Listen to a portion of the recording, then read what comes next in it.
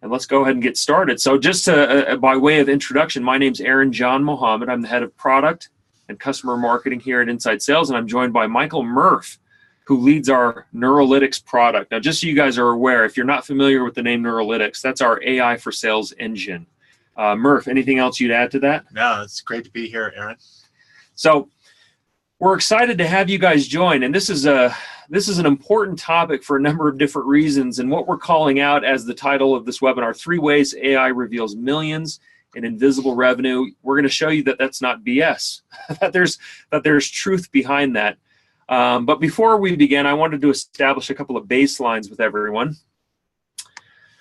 So, we do a lot of research. You guys are probably familiar with our labs research. We try to understand this space that we work in, the space of sales. And we also monitor a lot of research done by third parties like CSO Insights, Serious Decisions. And we're all kind of saying the same thing. So I don't want to beat this like a dead horse, okay? You probably are familiar with this because you're living it day in and day out. Sales teams, you know that sales is hard. There's this growing divide between buyers and sellers. There's a number of different reasons for that, but just as a broad statement, sales is hard. Now, just so you have a little understanding of my background, I spent the first 10 years of my career in a field sales role. So I was traveling around. I worked with a lot of large multinational customers, and the one thing that I found to be consistent was I had 2 primary motivators. At any given time, there was at least these 2 primary motivators. Number 1, if things were going well, I wanted to crush my quota so that I could qualify for every possible commission accelerator. That was on my mind almost 100% of the time that I was in sales. Number 2, if I did not have a good pipeline, I worried about building pipeline so that I would not get fired. And I imagine that everyone on this call who's associated with some sales team has probably a similar motivation. So despite all the negatives that we hear about sales, there's still a lot of positives, and there are these driving motivators. We're all trying to crush quota and avoid getting fired. That's probably too stark a way to start a webinar, but that's kind of how I'm viewing the world. So everything we do as an organization, we're trying to solve that problem for all of you.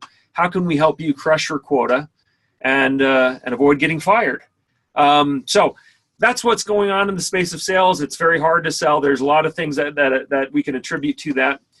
We've done additional analysis asking thousands of reps and thousands of managers all over the world what their primary challenges are. And it seems consistently every year that we do this, we get a similar response. And those responses are associated directly to building enough closable pipeline.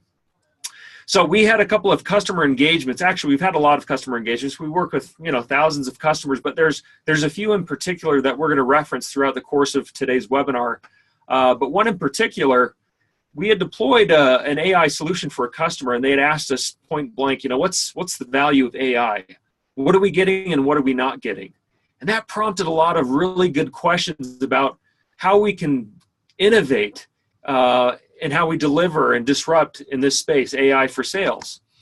And what we found for this particular client was that, man, even with all the scores and recommendations that we're providing, people are leaving millions of dollars literally on the table that they had no idea existed before. That gave birth to what you're going to see today. The kind of discovery insights that we're going to show you are directly related to that customer interaction and trying to solve this problem of showing where's the value and what are they leaving on the table and how many different ways can we demonstrate that, can we visualize that. So real quick, I want to take a quick break. Everyone, if you can hear me, let me know. Try to get some interaction here. I do want to ask a question. We're going to do a quick survey. There's not a whole lot of people, but we want to make sure that we get some interaction with you guys. So the survey, we're going to give you a little pop-up, and there's just one question with 3 possible answers. Ryan, can you go ahead and post that? So the question is, are your reps working the best leads? You're going to see why this is relevant in about 10 minutes, but I want you guys to take 20 seconds, answer this survey real quick. We'll show you the answers later on. But the question, are your reps working the best leads? Yes, no, we don't have any good leads. I think every sales team in the world at some point says that. But go ahead and take a minute to answer that.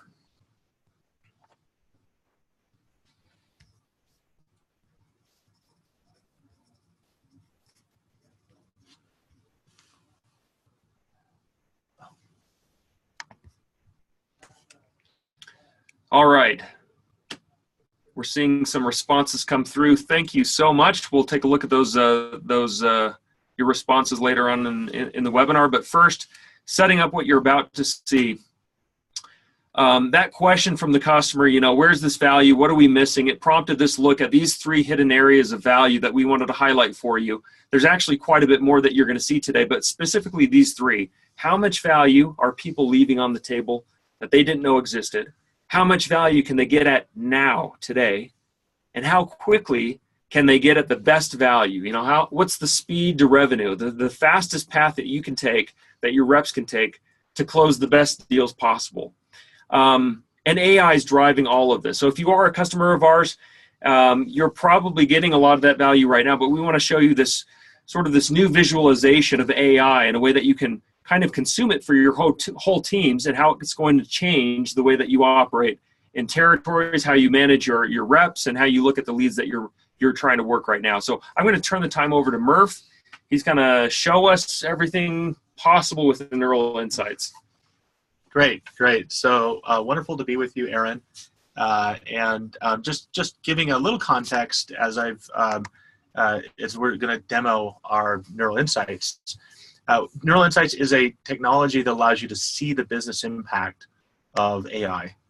And if you're using our dialer, either Power Dialer or Playbooks or one of our other products, you certainly want to know, am I getting lift?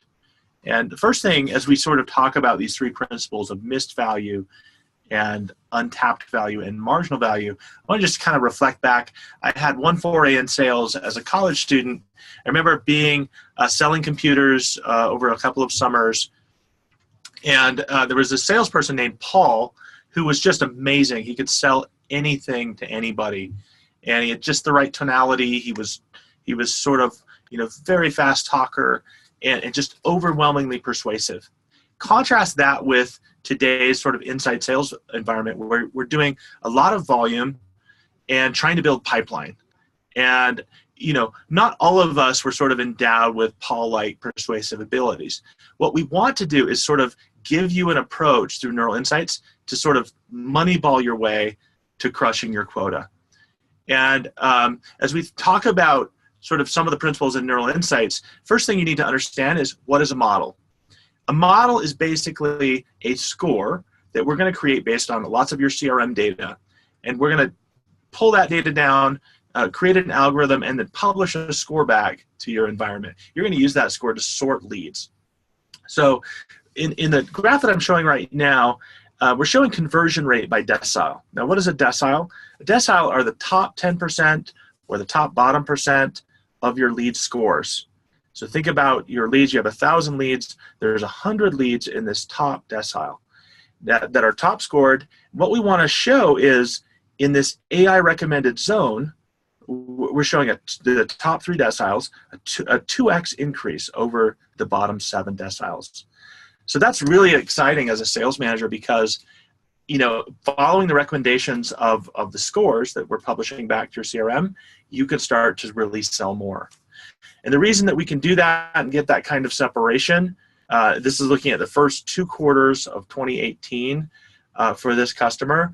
And what we're showing here is, here's some of the key variables that are important to getting that separation. I won't go into great detail there, but we use a mixture of our cross-company anonymized data set and the customer-specific CRM data. So just a couple of quick points, Murph. I want to, just so everyone's aware, when we reference cross-company data, this is a unique asset, unique to inside sales. We're essentially pooling sales interaction data from everyone in the world and pulling out insights or recommendations that could be beneficial to anyone else. So think, if you're not familiar with Waze, Waze is a smartphone application. It's a great way to visualize this. This intelligent navigation app allows users to chart their course from point A to point B using the collective wisdom of all other drivers on the road. And it's kind of the same principle. So that what's behind this, Murph, unless I'm mistaken in saying this, is this cross-company data component. And what a rep sees is obviously not all of this. They're just seeing a score or a list or a prioritization or some sort of recommendation, right? They're not seeing this level of visualization, are they? At this point, we've released this visualization to our Playbooks customers, to a select set of Playbooks customers, currently in beta. We're releasing the Power Dialer next week and be rolling this out to a much broader set of our customers. So a rep or at least a manager will have access to these visualizations and reports. So, so the key thing as a sales manager I want to know is, one, so I've turned on these scores, and I saw one response from our audience from the poll that, hey, I have no idea if I'm working the right leads. And so this kind of report would tell you that you're working the right leads. Now, in particular, you want to make sure that you're focusing your efforts and your sales teams on bigger deal sizes, more deal volume, and total revenue increase, total pipeline increase. And so what we've done is, through the lens of the model, we've taken those top scored items and we've said, in the first half of this year, for all the conversions that have happened in my sales organization, looking at those top scores, what's the increase in deal size that we're seeing for those top scored leads relative to the lower scored leads? In reality, that is, we've already deployed the model, we've trained the model on a prior period, say 2017 data, and now it's in production. We've written those scores back. We're seeing actually that leads that are scored as high by Neuralytics, by our AI system, are 70% higher average deal size. So that's really cool. I want to sell bigger deals. I also see that the total number of deals are much higher in these upper quartiles. So we're seeing that more deal volume and bigger deals, and by and large, we're seeing a lot more revenue. So that's really exciting to me. We're seeing in terms of our pipeline. So that's a really good sign. We're seeing about 5x increase in revenue in pipeline for the top 3 deciles. So just so I can interpret, since I'm not as technical or smart as you, when I look at this, what I'm seeing is, okay, you've separated all of my leads, my prospects, everyone that I'm trying to engage with or that my sales team is trying to engage with, into 10 buckets. And if I focus on those top 3 buckets, it looks like it's buckets 8, 9, and 10. I'm going to see bigger deal size, more deals, higher number of dollars per dial, and total pipeline amount is going to increase. Is that correct? That's right. That's right. You're going to see, we're actually proving this, right? We're not just claiming this, we're showing this with your data. And as a sales manager, I can come in here and validate. Now, as a sales manager, you might have some natural skepticism and say, well, of course I'm doing more deals and more pipeline in those top buckets because that's where we're putting our effort by virtue of the prioritization. Now, what we've done is we're showing additionally that the dollars per dial, the total number of dollars that you're getting from each touch, is much higher. So 3.4x increase over your average touch per dollars per dial. So that's really important because we've pulled all the CRM data, we've built a model for you, we've scored all your leads, we've written those scores back to your environment, your CRM. Now you've sorted or prioritized all of the work based on those scores. And in fact, we're showing that when you work the higher scored leads, you're getting bigger deals, more money. So the data, it's actually coming from a combination of their CRM and our cross-company data set. We're kind of combining those two, enriching it, and then providing a visualization of all of that. Is that correct? Exactly. So this is actually a visualization of the customer's business as it's unfolding and some of the impacts they're seeing for key KPIs. Now, in order to get that value, so let me just review. The key thing to getting value from AI is, first you have to have a working model, right? And we write those scores back to your environment, to your CRM. And then we want to validate that the model is actually working against your key KPIs, your business results. You know, are those actually bigger deals? Are there more deals? And are you getting more pipeline? And are you getting more dollars per touch? So once we've sort of validated all of that, and for this customer, it looks like we've checked those first 2 boxes, we want to make sure that reps are actually using the scores.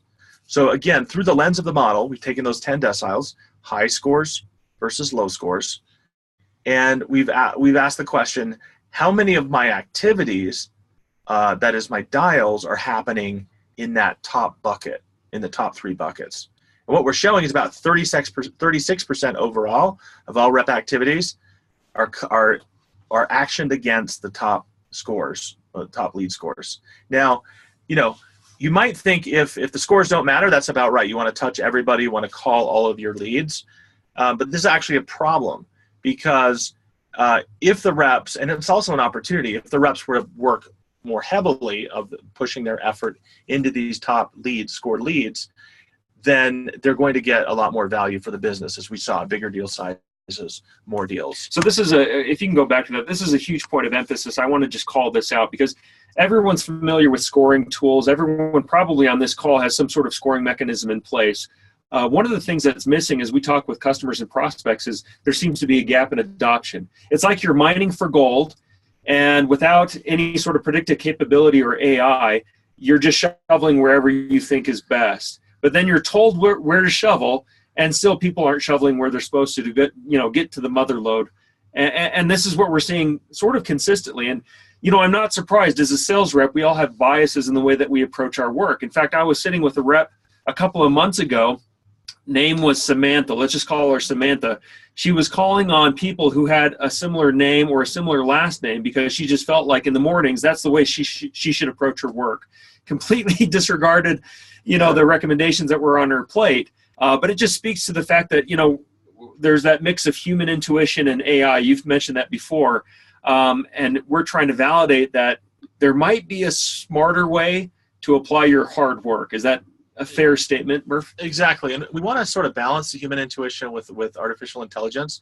But in order to do that, you really need bottom line measures about, what is the impact of behavior in the allocation of your rep resources.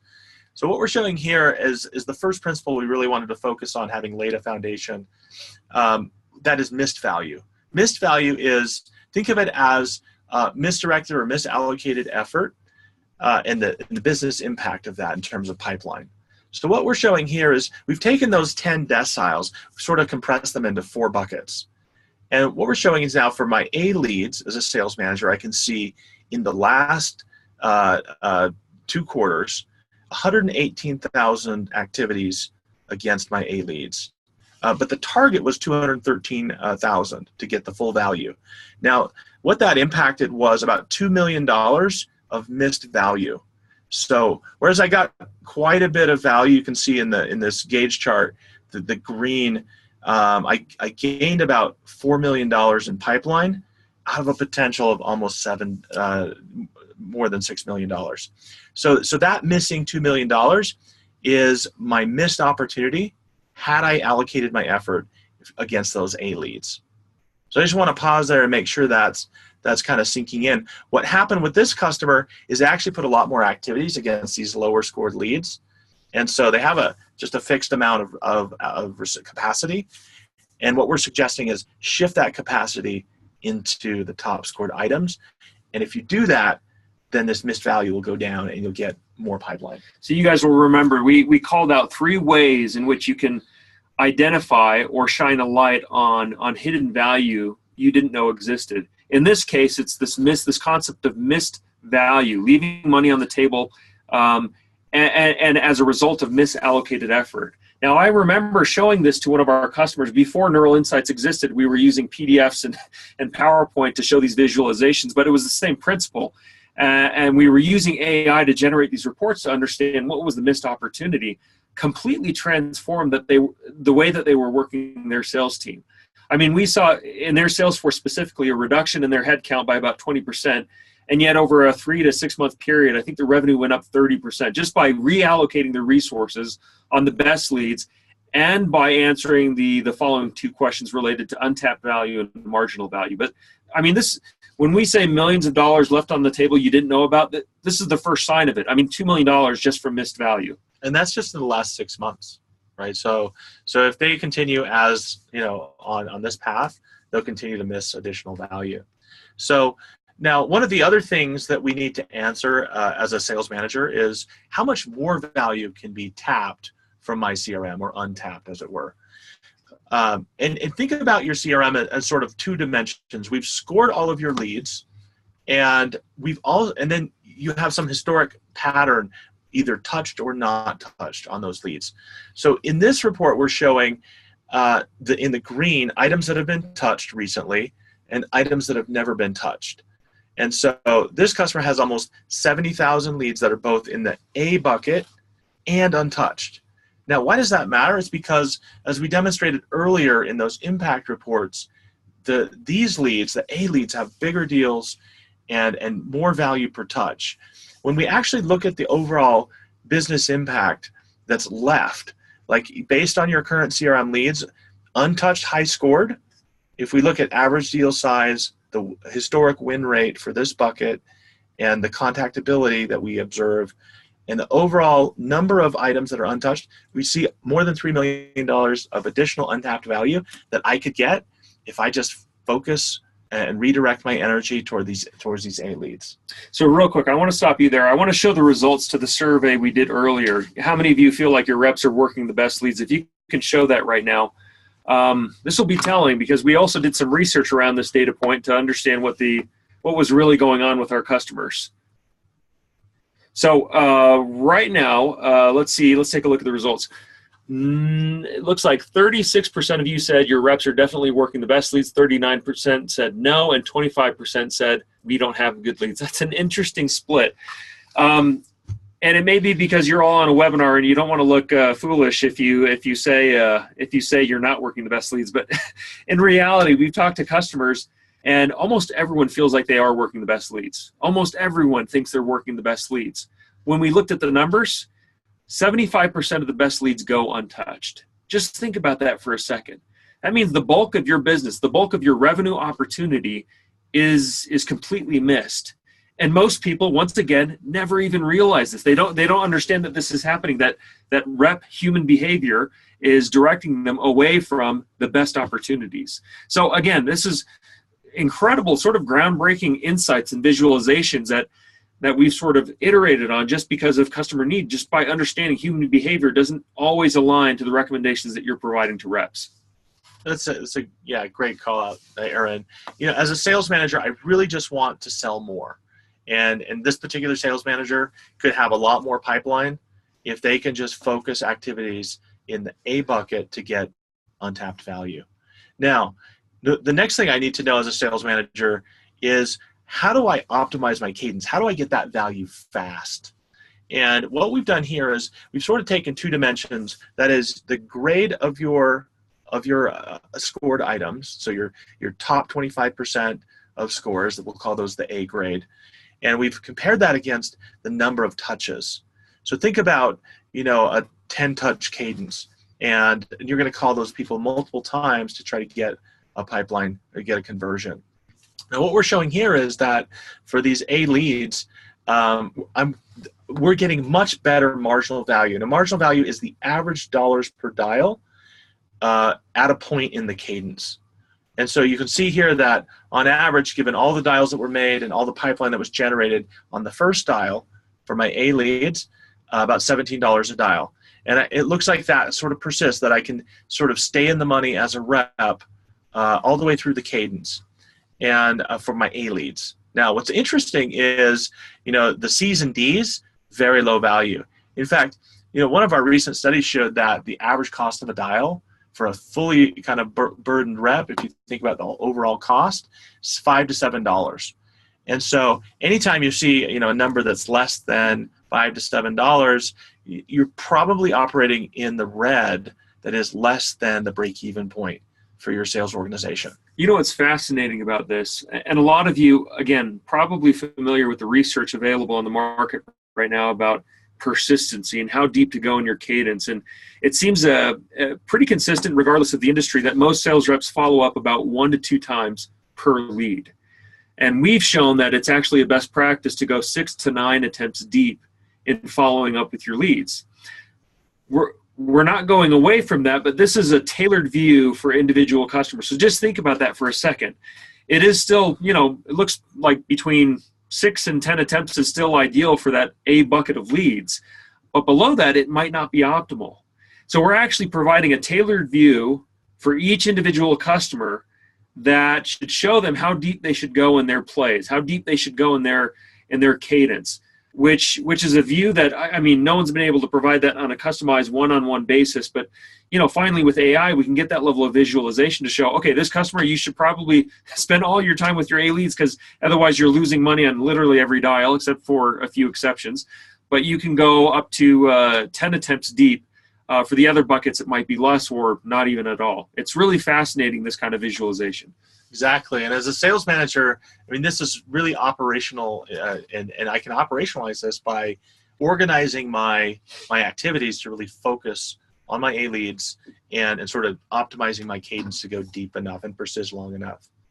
Now, one of the things that I just want to sort of real quick before you go to the next one, you had told the story before. I want to make sure you highlight. We were showing this to a customer, and something happened. They got up and left the room. What was that? So we were kind of going through some of these value reports with a customer, and they literally, you know, got up and left the room without any explanation. About 5 minutes went by. We thought, well, you know, either it was an emergency, you know, they were just he had something else come up and just sort of left us.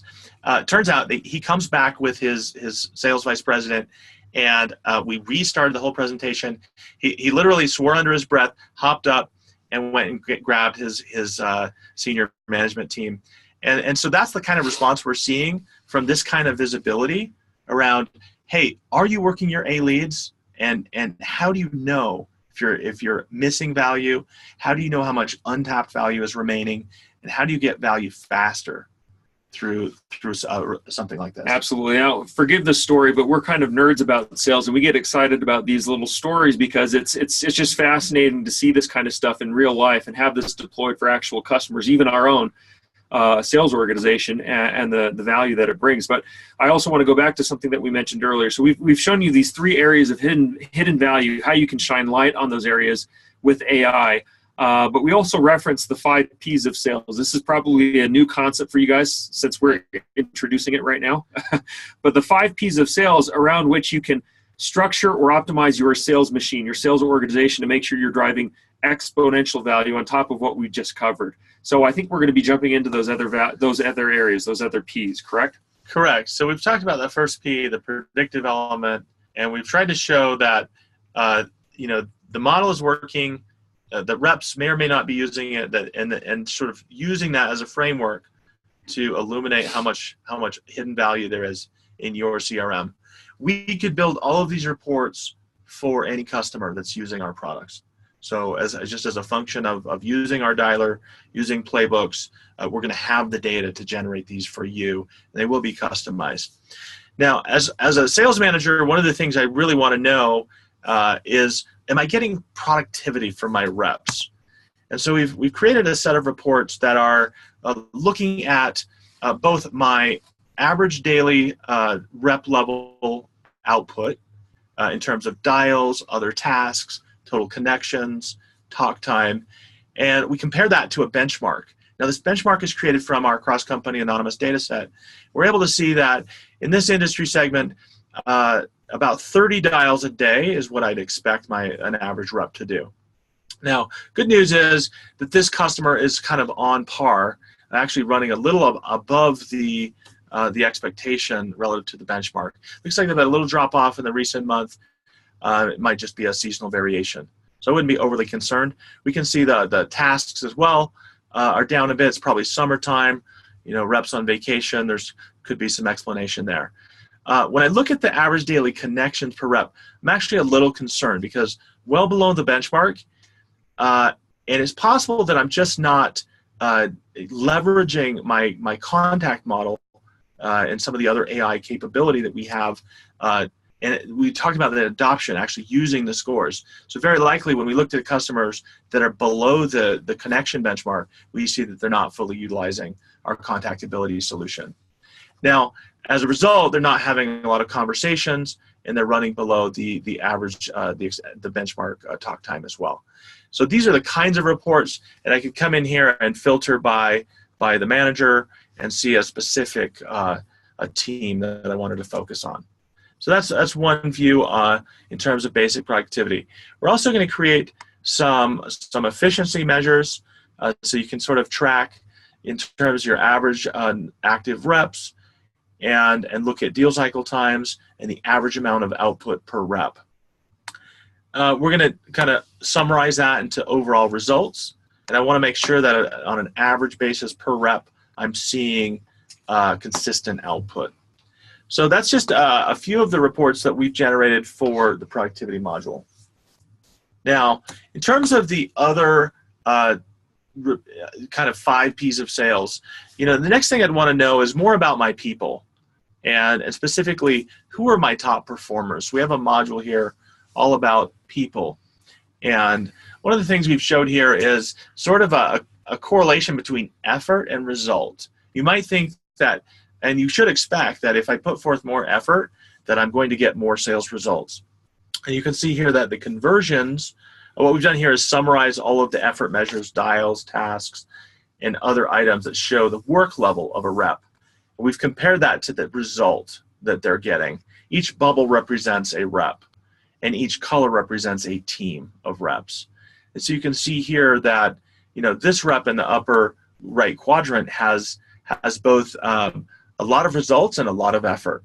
So that's great. On the other side, you can see folks that aren't doing much and aren't getting any results. In this bottom right quadrant, you can see folks that are putting forth a lot of effort but not getting the results. So now, real quick, somebody had chimed in with a question about AI. In all of this, where is the AI? I mean, I think we covered that in the predictive section, but maybe clarify the AI component that's contained within the predictive section and what they're seeing in these sections. So what, AI is sort of a catch-all term. Think of an AI as a score. So AI is the score that we're going to publish back to your CRM.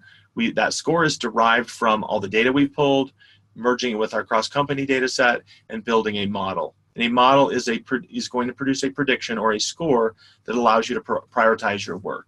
And based on the results of those scores and the other recommendations that are built within our applications, we can see what's being used, what's not being used, what the impact is on the positive end, what the impact is on the negative end, and generate all those visualizations from the AI-generated scores.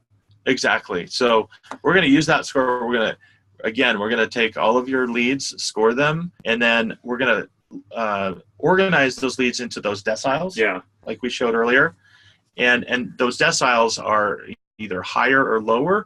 And the model is recommending you work on the top scored leads, those top 3 deciles, and to get the most value. And from what I understand, what we're looking at in these sections is, given the fact that we've already collected all this data, why not provide a further level of analysis that you can then correlate back to the predictive modeling? So everything that you're seeing from a productivity standpoint or a people standpoint in these 2 modules, you can kind of make decisions about how you structure your organization, how you refocus your team's efforts, so that they're focused on those AI recommended scores based on the level of effort and the results that you're seeing. You can tie it back into all the modeling components that we've already gone through, and that's really the value of putting these 2 together, the analysis or the BI on top of the AI. Is that correct? Absolutely. We're trying to sort of get away from the abstraction of AI and really make this kind of integral to your business and the way that you operate, giving you some great controls. So as I think about my people and engaging them as a sales manager, I want to know that the specific skills that really matter. We showed in the last chart, in the top performers chart, that there is a correlation between effort and outcome. Here I can see by rep and their name, I can see who are the ones that are getting the most connections and what kinds of efforts they're expending to get those connections. And I could also look at total pipeline, at the number of conversions, and think about different aspects of my sales process. So we have several other kind of people reports. I'm going to jump now to plays. So one of the things that we've introduced as a company is Cadence. So within our Cadence tool, if you're not familiar with this, we have a tool called Playbooks. It's a sales engagement cadence tool, an intelligent cadence tool, because it's built on that same Neurolytics AI engine that our other applications are built on. And Play is simply your contact strategy. It's the contact strategy that your reps deploy to help them get in touch with the right people and manage their sales engagement from start to finish. So it includes all the interactions that they have, from calls to emails to social interactions to other tasks that they incorporate into these contact strategies. And now we're able to show you which ones are working, which ones are not working, and who's working them, and how effective they are, and whether or not they're leading to the kinds of results that you want to see. Exactly. As a sales manager, I want to know, what kind of input and output am I getting from my plays, and how much pipeline is being generated as a result. What you can see here is, the total pipeline. Or in this case, it's connections as the result. So it's the line value against all of the calls and emails and actions that were put into that play. And so, I could drill in, I could select a couple of different plays, I could change the time frame and really learn about, hey, is this the right play for my organization? I could do some other things in terms of comparing plays as a sales manager and really drill into what's driving the value for that play. And then finally, one of the things I want to know as a sales manager is, are prospects subscribed to my top plays actually getting touched enough? And so in the CEO play, we can see that about 22% of the contacts in that play are getting touched at least 5 times. And about 48% of the leads that are subscribed to that play are getting touched at least 5 times. Relatively small number of prospects are getting touched 10 times. So that may or may not be an issue. It depends on the aspects of my business. But I can see also that 17 reps are participating in this play over this time frame. So that's really important as I try to fine-tune my organization. Now, one of the other things, and this is kind of the last of the 5 Ps, as a sales manager, I'd really want to know what are the historic trends as I try to sell more when I look at the pipeline conversion rate by segment, whether it's industry or geolocation or even lead source. So what we're showing here is that for this particular sales organization, their top industry segments by win rate. And you can see here that this particular client is very good in government and transportation, and then there's a lot of variability in terms of the output that they're getting. Now, if I look at the geolocation, I can also see, that certain states are performing better than others. And then finally, what I'd want to do is sort of drill into this visually. I might be able to sort of look at my lead sources. And the size of the boxes here are the number of occurrences, the number of leads, and I can see the color, the yellows being the lower win rate and the greens being the higher relative win rate. Can you go to the top prospects again? I want to point out something. We actually presented this to the CMO of one of our major customers, a Fortune 500 company, and I mean, their jaw literally dropped when they saw this because they had no idea their business could be split up in this way. I mean, they were seeing things about territory management even that they had no idea existed. And again, this is all being pulled from the same kind of a data. We're just visualizing it in a way that they had never seen before. And they're seeing the industries, the states, the locations, where they need to apply focus. It actually changed their marketing budget and their marketing strategy, how they were going to market, where they were putting the most emphasis.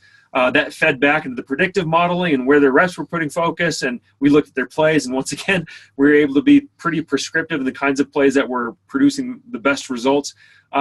Guys, I mean, that's what's driving millions of dollars in additional revenue value. That's, optimizing that balance between HI, human intuition, and AI. And if we want to throw another I in there, BI, providing the kind of analysis that allows you to tie all of this together. That's what's driving value. It's really exciting stuff. Absolutely. As a sales manager, I'd really want to, fine-tune my intuitions with data. If you think about my friend Paul, at the beginning of the top of the hour, I talked about how, Paul was this very persuasive salesperson. And we're recommending, let's use data. Let's use data and sort of fine-tune our plays and our sales operation with data. So NeuralInsights then, again, is solving for those 5 Ps and helping you see the business impact and value in terms of missed value, untapped value, and marginal value. And then we've added these other insights so that you can efficiently orchestrate your sales operation. So one last question before we end things and show you guys something that we want everyone to be able to take advantage of. This question about the data. How much of that data is used for companies solely that from that own company's historical data versus the cross-company data we've referenced? Can you comment on that? The cross-company data is used in two places in what we just saw. It's used in the creation of the model. We're going to use a mixture of the company-specific CRM data and our cross-company data. And it's also used for those benchmarks. So the benchmarks, those baselines that show you this reps in this segment do about 30 dials a day. So those are the two areas where we're using cross-company data explicitly. And many of these reports are drawn directly from a customer's data, and we apply some analytic framework to show through the lens of AI how much business value you can get. Okay, perfect. Since we're at the end of our time, I wanted to let everyone know who's on the webinar right now that there's two things we want to offer you.